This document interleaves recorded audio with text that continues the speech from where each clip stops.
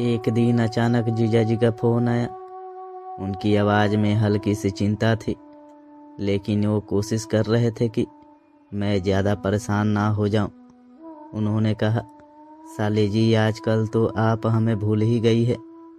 आपकी दीदी बीमार चल रही है और आपको बहुत याद कर रही है। अगर थोड़ा समय निकाल कर उनसे मिलने आ जाएंगी तो उन्हें बहुत अच्छा लगेगा। यह सुनते ही मेरे दिल में हलचल मच गई। क्या हुआ दीदी को? कोई गंभीर बात तो नहीं? मैं चिंतित स्वर में पूछा। जीजाजी ने शांत स्वर में जवाब दिया, नहीं, ऐसी कोई गंभीर बात नहीं है। बस आपकी मौजूदगी उन्हें बेहतर महसूस कराएगी। फ़ोन रखने के बाद मैं गहरी सोच में पड़ गई। कितने दिनों से दीदी से ठीक से बात भी नहीं हुई थी।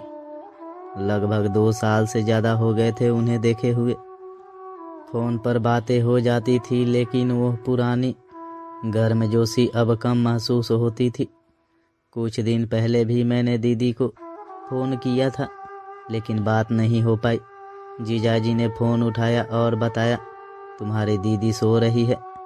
आजकल ज़रा सा भी काम करती है तो बहुत थक जाती है। डॉक्टर को दिखाया? मैंने चिंतित होकर पूछा। उन्होंने जवाब दिया, हाँ सब ठीक है, कोई चिंता की बात नहीं है। लेकिन आज के फ़ोन ने मुझे बेचैन कर दिया। अगर सब ठीक है तो दीदी खुद मुझसे बात क्यों नहीं कर रही है? कहीं कुछ तो ऐसा है जो मुझे नहीं बताया जा रहा।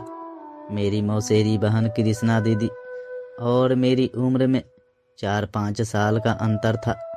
हम साथ साथ बड़े हुए थे, साथ खेलते और कहानियाँ सुनते थे। उनका व्यक्तित्व बहुत आकर्षक था, लेकिन हायर सेकेंडरी के बाद उनकी पढ़ाई रोक दी गई।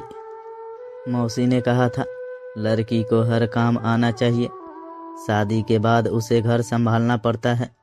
दीदी की शादी जल्दी हो गई और वो अपने नए जीवन में व्यस्त हो गई। शुरुआत में सब अच्छा चल रहा था, लेकिन अब जीजाजी की बातों से लग रहा था कि कुछ ठीक नहीं है। अगले दिन मैं अपने सारे कामों को किनारे रखा और दीदी से मिलने का कार्यक्रम बना लिया। मन में कई सवाल थे।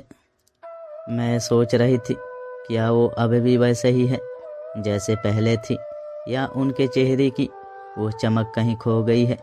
यह यात्रा सिर्फ दीदी से मिलने की नहीं थी, यह एक प्रयास था उन्हें उनकी पुरानी मुस्कान लौटाने का। दोस्तों, अगर आपको ये कहानी अच्छी लगी हो तो मेरे वीडियो को लाइक करके चैनल को सब्सक्राइब कर लीजिए।